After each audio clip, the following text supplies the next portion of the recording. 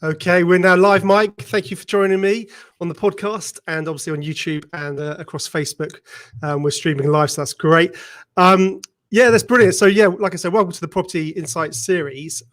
This is really where we try and get leaders in the property market really to sort of share their, I guess, insights and thoughts and get a bit of a wider perspective of what other people are seeing in the space to really try and sort of help people, whether they're looking to start out in property investing or indeed maybe experienced investors. So yeah, thank you again for joining me. That's brilliant. Can't wait to sort of dive into some of your thinking and thoughts. But before we do that, it would be really great to sort of learn a bit more about you. I know a bit about you. Obviously, you're CEO of CrowdProperty. But yeah, fill us in. I mean, I'm sure you do a much better job than me trying to summarize everything about you, because there's been a lot. Good. Well, indeed. I mean, fundamentally, I've just got a huge passion for property, which is great because many share that as well. Many people have a passion for property, and that's what helps being in property, makes it much more enjoyable and meaningful as well. So my background, just sort of very briefly, years ago I did a quant degree, mechanical engineering. I went into management consultancy, which is specifically on the sort of strategy side of it. So I advised big corporates on their 3 to 5 year strategy. I advised private equity companies buying businesses and then them transforming those businesses. Did that for many years. Worked way too hard. Got too many grey hairs. And did my MBA at London Business School back in 2008.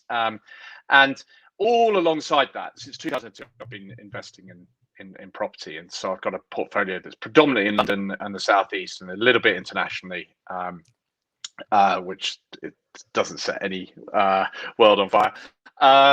I'm sure it does. I'm sure it does.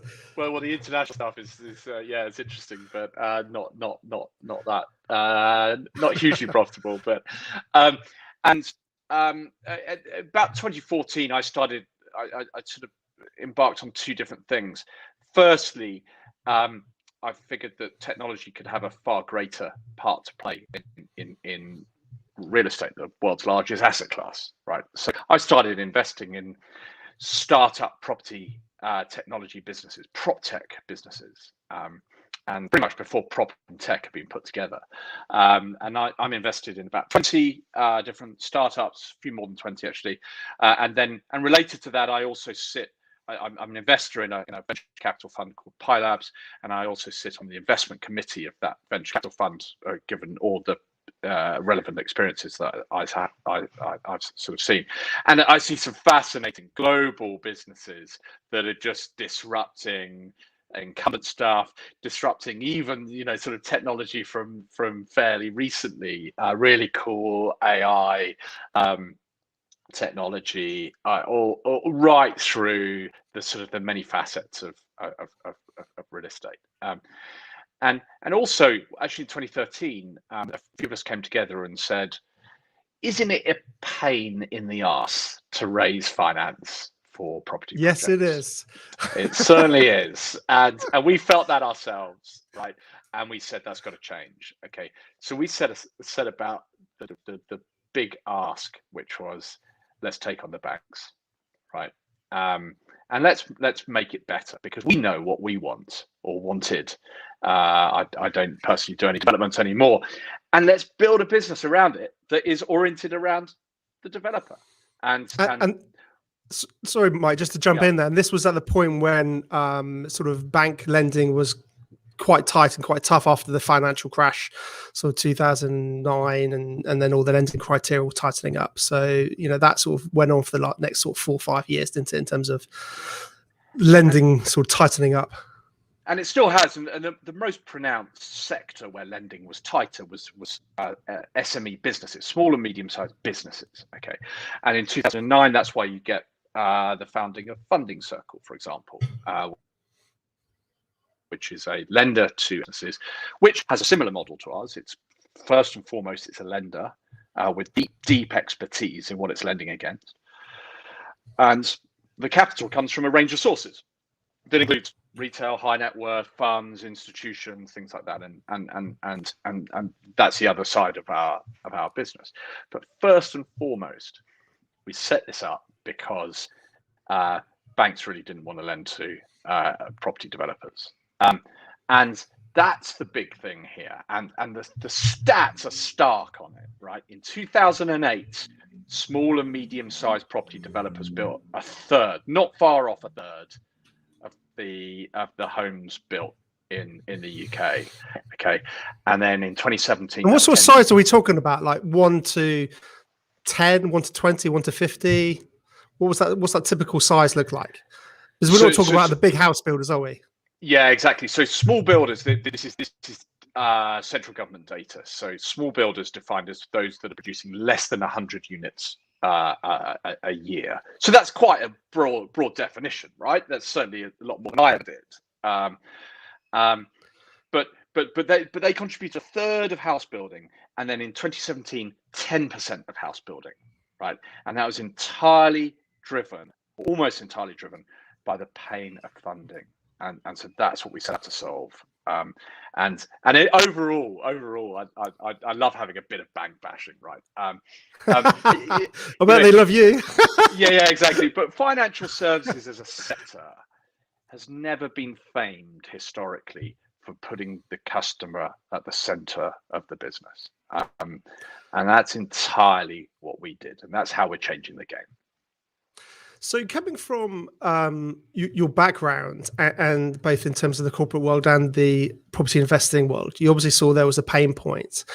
What were you trying to do differently other than being another bank? What was that approach? Talking about put the customer first and all the rest of it, like all the other banks, they talk about that. So how did you practically sort of go about solving that challenge? Well, the great thing is, there's no better way to start a business than with a pain. And if it's a pain that you felt yourself, then you really know what that pain feels like, right? Slow, complicated, opaque decision making, not being able to actually have a conversation with a human being. If you spoke to a human being, did they understand anything about property? And did they care at all about the vision of what you're trying to do? And all of those were the issues, and we felt those ourselves. And then we've since done, and we do a load of research, we've done loads of focus groups, and focus groups are great fun, right, in this environment, because you get sort of 6 developers round a table, when there are no restrictions, right, and a bit of food, maybe a drink or two, right, and just send in some provocative questions, and my favorite is just to say, hey, look, tell us about your experience of raising finance for your property projects, and then a load of swearing happens, and then you just get gold dust from them in terms of all the pains, and they are a lot of the pains that we faced, and so we're listening every single. We're doing these every 6 months to 12 months in normal times, and we're refining, getting sharper on our proposition, and making sure that what we're doing is building the best lender in the market for them. And nobody who's really sort of set about that mission to say, right, we're going to unlock the power of small and medium-sized property developers by building something that's brilliant for them, and that's what we've done. It's interesting, isn't it? Because I wonder if it's the phase where we've gone from, all the banks have centralized, they've got so big, the small, the branch in the small town with the bank manager making those decisions, that sort of whole, that disappeared a long time ago. And is it that type of, I guess, not community is the wrong word, but that sort of real sort of close connection with your clients, with your customers, that you want to have those conversations. So I guess what I'm trying to say is, are you sort of creating almost a modern version of the old way of banking, but trying to do that at scale using technology? It's some of the old school principles behind the building society. If you look at nationwide, however old that is now. It's looking right back and saying, right, what do people need? How do we serve that best? Now, the very different thing now is that we've got very good evidence of what doesn't work and what doesn't resonate with the market, and we know that well. B, we put a lot of technology behind this. So our business is a tech business. We were recognized as one of the 50 fastest growing tech businesses in the country last year, across all sectors, which was great recognition. But ultimately the tech is for the efficiency, it's for the speed, it's for the ease. It's so we have to ask less questions, and we can get data behind everything to make to help us make good decisions.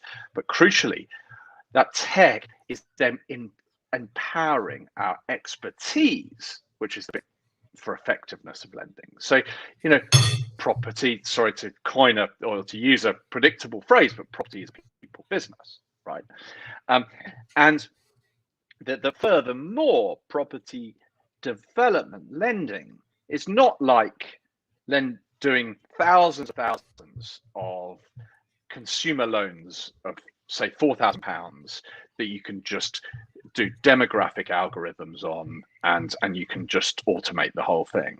This is property development projects that they have an architectural integrity to them. They have a condition factor. They have loads of discrete and unique pieces that need to be put together associated with that project. And then you need to understand the human being that is proposing to do the project. The thought of algorithming all of that is impossible. But what you can do is you can bring tech into a load of it, into our workflow, into our data, into our analysis, and in the way we manage everything on our platform, to make sure that expert human brains are then liaising with the borrower, caring about the borrower, understanding the vision, understanding what's trying to be achieved, and ultimately a human being make a decision, and very, very differently to a tick box lending environment. Yeah, no, absolutely. You need that with that level of complexity and nuanced cases, definitely. With so moving forward, in terms of the wider property market, I'd love to get you sort of start the chat and get your sort of observations of what you're seeing happening at the moment, and possibly where the market's going to be headed, for this year. Obviously, there's a lot of uncertainty still. There's a lot of unknowns, but it'd be interesting to see what you're seeing. And we don't have a crystal ball. And if we did have a perfect crystal ball, then we would all be sat on the beach. But we do think about this a lot internally. We've got quite a big team. We've got a team of 40, including some very, very smart commercial analysts and economic analysts, and we spend quite a bit of time on this. And I sort of look at the market 21 is the sort of the headline. Okay, is I'm slightly negative on the market for 21. I think 22 and 23 will come back fairly strongly. Obviously, we saw 2020 up 7% on average across the UK, which was not the most intuitive result.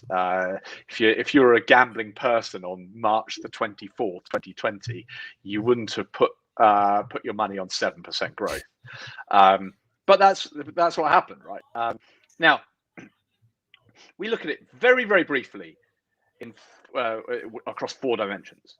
Number one, where is pricing today and values today relative to patterns we've seen historically? Okay, so I'll cover that off very quickly. The lead up to 89-90 crash of about 20%, and the lead up to 07-08 crash of about 20%.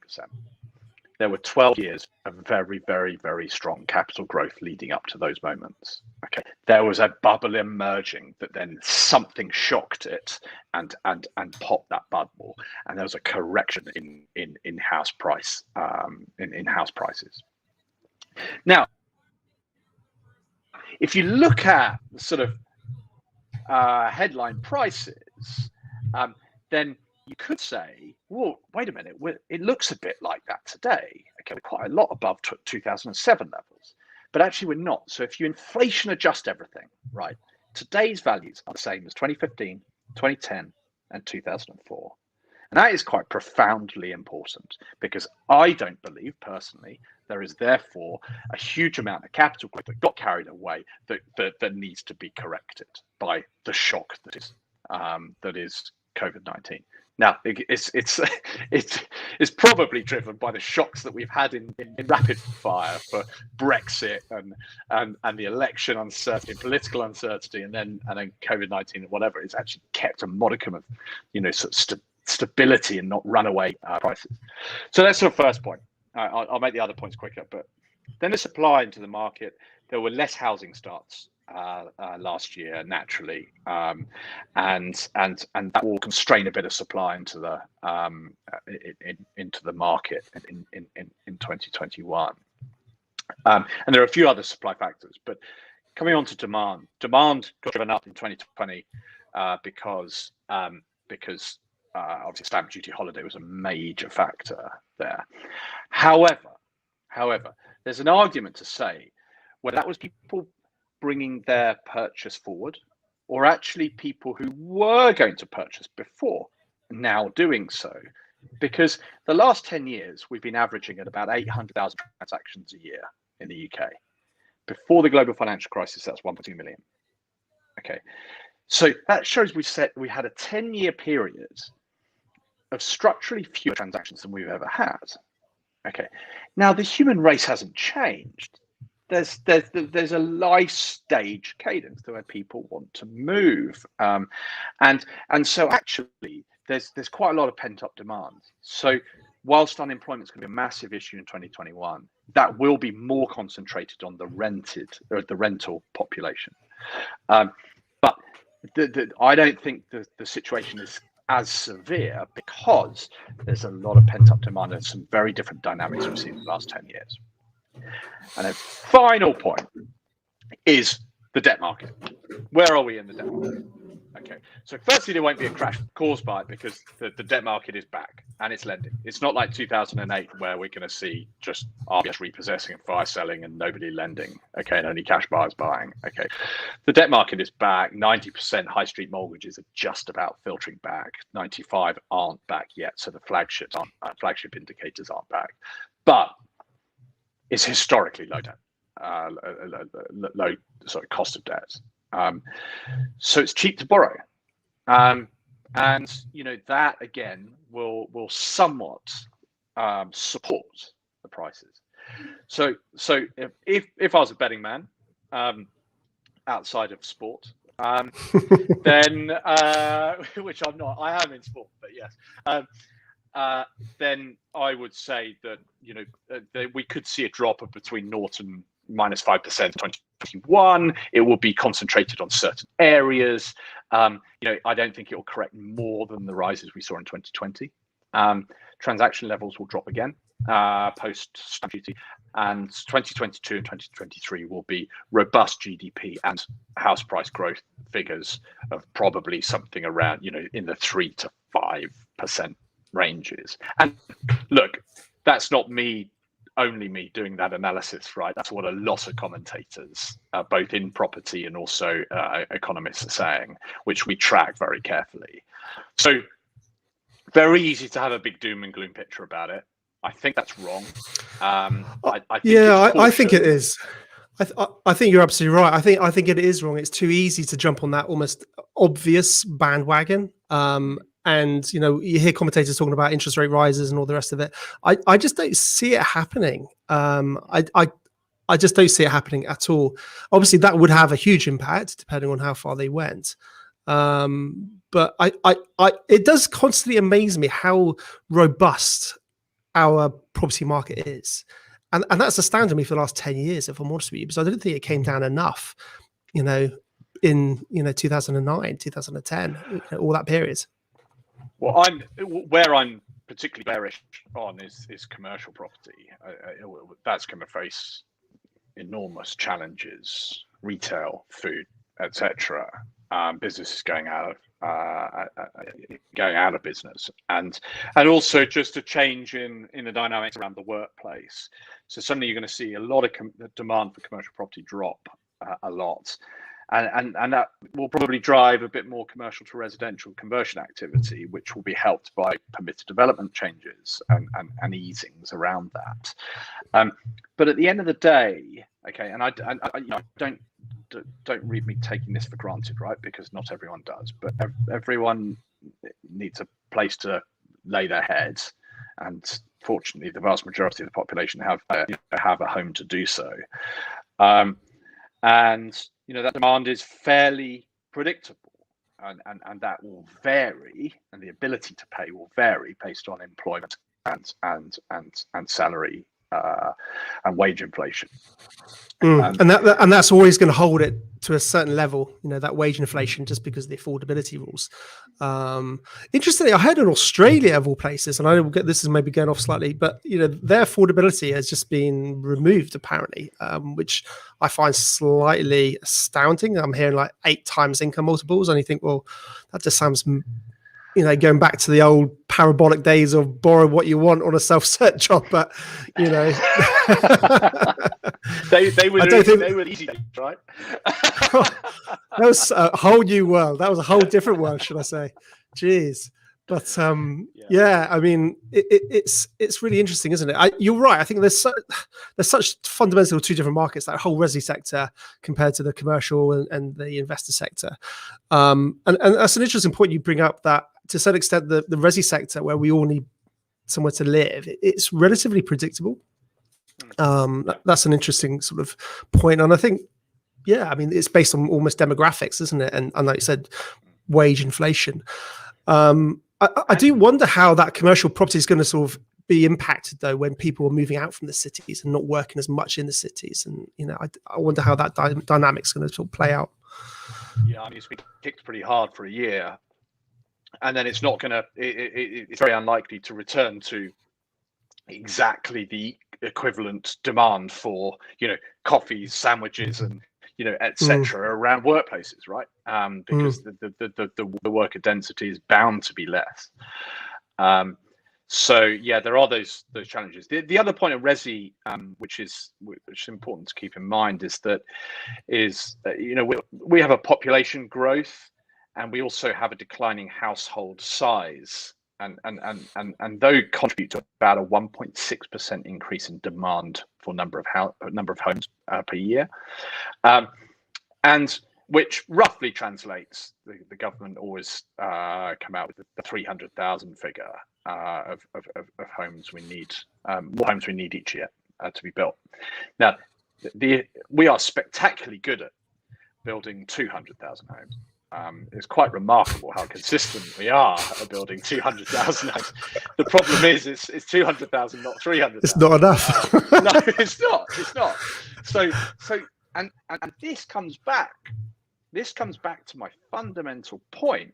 And whilst we set up the business to address the pains that we faced, the macro picture here is, well, large house builders can't necessarily build more because large sites are scarce, right? We need small and medium-sized developers, and building new homes and converting existing ones like commercial to resi, or changing a terrace house into an HMO that creates more homes, and or the whole spectrum of creating more places for people to live.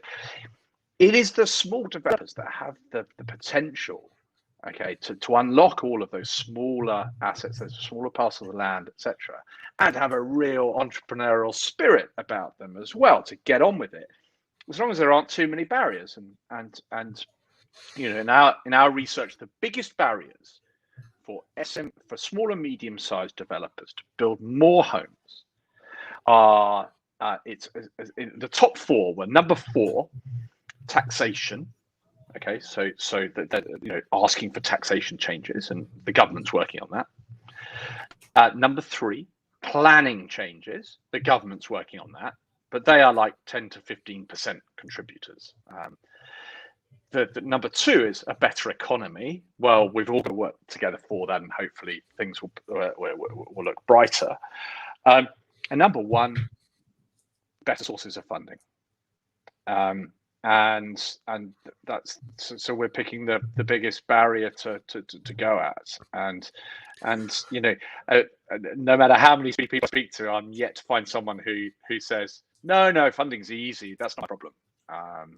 So it's interesting, isn't it? Better sources of funding is the number one. I mean, there's no doubt about it. Borrowing has never been as cheap. So in terms of cost, it's not going to get better. But I guess we're talking specifically about the criteria, the rules around, the tick boxes you got to, and the hoops you got to jump through to satisfy somebody to get that money. But ultimately, it's always going to be that balancing act, isn't it, between just saying lend, and managing that risk. It has to be, doesn't it? But I guess with the first charge principle, there's always, you've got the security. It's not as if it's unsecured. Yeah, I mean, we see billions and billions of pounds worth of applications each year, and we have done throughout our history, which gives us an amazing data set. So the great thing is that quite often we'll say no to a developer, okay, which we don't do lightly, right? We'll turn that into a helpful no, because the thing that we don't want to see, the big trend in the market, right, are investors that might have just done buy-to-let stuff before. Okay, they are now doing, right, I've got to buy, add value, refinance, and then rent it out, right? Okay, and that's the big sort of thing to it. That's the big thing to enable here, is really to get those people the ability to raise funds so that they can build out their projects and add value to the projects that they're sort of they're working on. But they're projects, right? That's 18 months of someone's life working on developing something. Okay, it's got to pay back.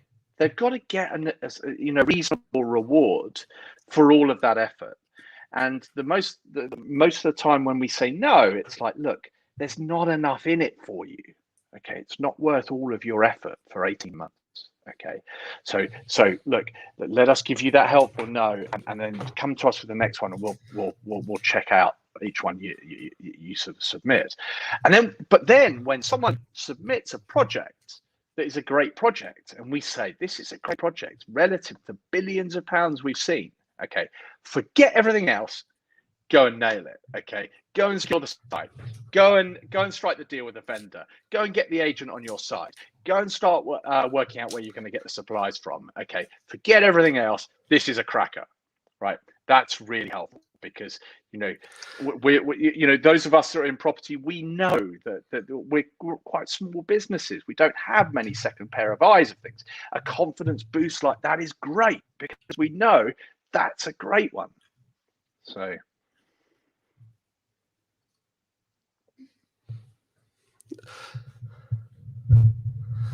sorry, Mike, I think we were just getting a bit funny with the internet there. So hopefully that. Can you hear me okay? I can hear you. Yes. Could you hear me okay? Yeah, fantastic. Yeah, and absolutely. It's the joys of just sometimes when you go live, sometimes the internet gets a bit ropey and all the rest of it. So I think what's great, from just picking up from what you're saying, is the fact that, because you see so many cases, you can have a sense of when something's a fantastic opportunity for a potential client and when somebody's not. And having that brutal conversation to say, look, actually, don't bother with that one, go and find a better opportunity. But when something is really hot and really good, to give them that almost confidence, because like you sort of touched on, a lot of these small investors and developers, most of them are one-man bands, and it can be quite a lonely place, and having somebody else to bounce off, and who's been there, done it, and all the rest of it, I think is really, really helpful. So that's fantastic. Yeah. I'll just add one more point to that, actually, which is really important. So when we were doing this, we wanted a second pair of eyes on our project. Someone who's got the tech behind them, that's got the expertise, that could give us a pat on the back and say, this is a great one, or it's like, stop wasting your time on this one, right? Yeah. But the big thing, my most asked question okay, from anyone, in whether I finish a presentation or on on a Clubhouse session or whatever it is, right?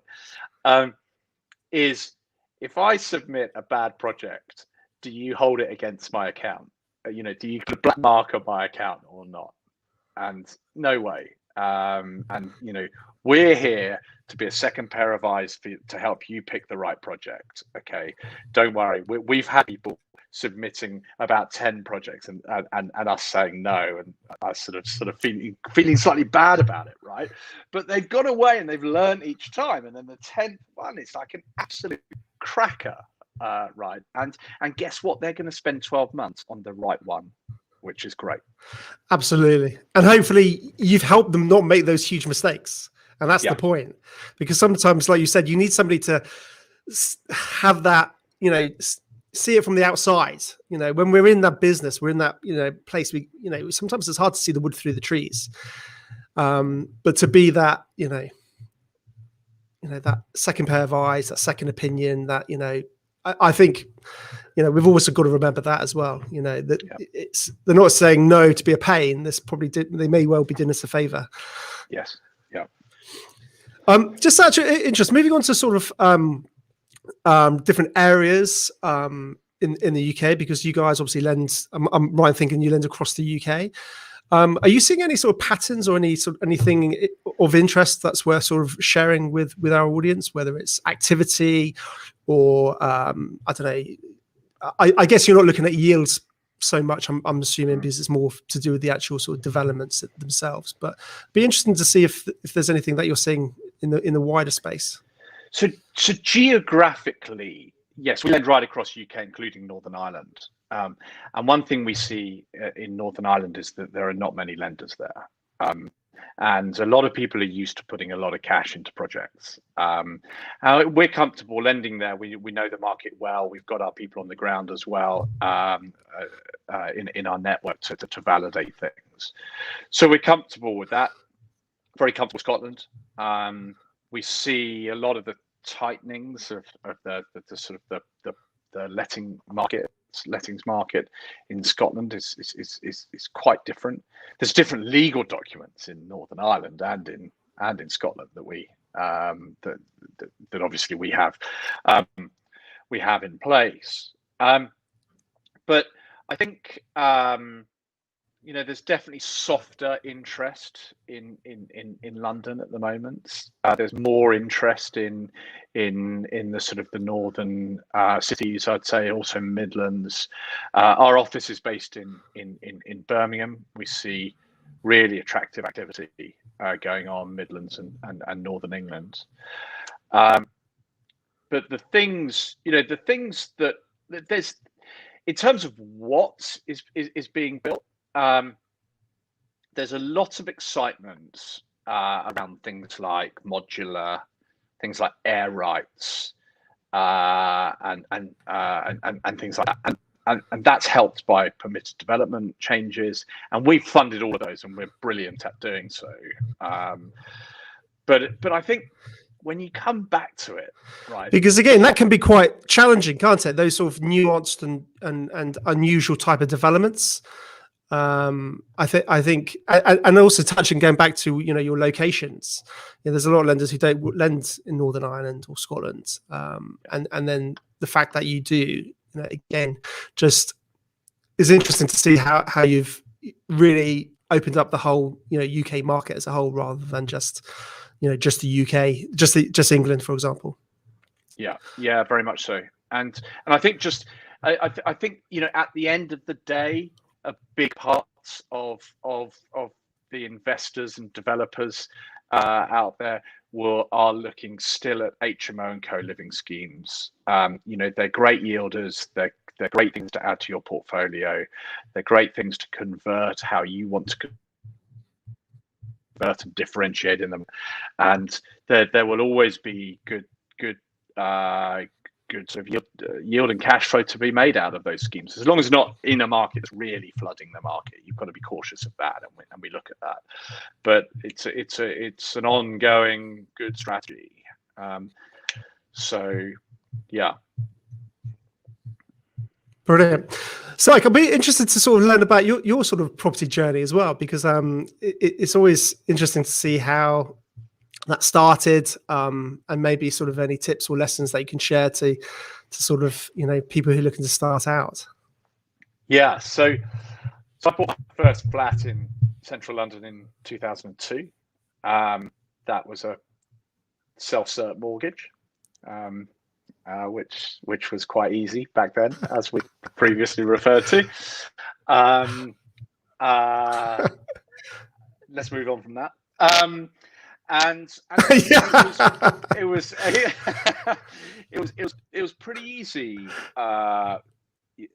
sort of moving, from that time, and I bought quite a few places. I was able to take quite a bit out of various places from capital growth, and it was easy, right? You buy something, you rent it out, you wait for some growth, you take some money out, you buy another one, and you could rinse and repeat like that. It was quite easy. Nowadays, you've got to work harder, right? Because if it's that easy, then lots of people don't do it, and profit comes out of the system. So nowadays, we see a lot more people buying and then undertaking a project and adding value, and then still keeping it and refinancing it, but they're creating their extra equity piece by adding value to it. And then I bought it in. Mike. Sorry, Mike. Yep. I was just going to say, just to jump in there, I think, unfortunately, I think the broadcast is on bad. I don't know if it's bad at your end, but I would love to maybe sort of pick up this again, if that's okay, and maybe try and do it not in this format, just because there's so many. I know some great nuggets out there that we're about to sort of touch on, and I feel if we don't, we could probably save it for another day. Maybe do a part 2, and maybe sort of talk further about how you started in property investing, the challenges, the challenges now compared to previously, and things for people to think about moving forward. I think that'd be really, really fantastic. It's just it's so frustrating because I just love this sort of format, this chat. It's just, I feel like just the internet is letting us down. It's like, come on, we're in 2021.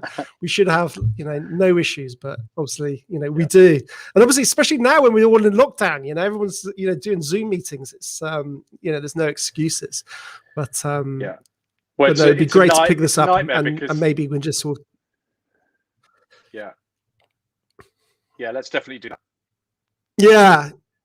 Yeah, definitely. It's interesting actually, because I know this is off topic slightly, but we had to do a series of training courses, and rather than doing it, we deliberately chose to do all pre-recorded, so we wouldn't have these types of issues with typical Zoom meetings where everyone's sort of spending half an hour trying to get connected or whatever. So it's definitely interesting times, but and actually, Mike, as well, it'd be interesting. I do another podcast just to share with you called Startup Chats, and at some point I'd love to dive into like the journey of Crowdcube, if you're up for that, and how how that started, and that and diving much more deep into that would be fascinating. So maybe definitely, we could do that sometime as well too. Yeah. Good. Excellent. Brilliant, well, Mike. Well, listen, I won't keep you any longer. Let's catch up for round 2. Absolutely. I look forward to it. Take care, Mike. Good. Cheers, Ben. Bye. Cheers.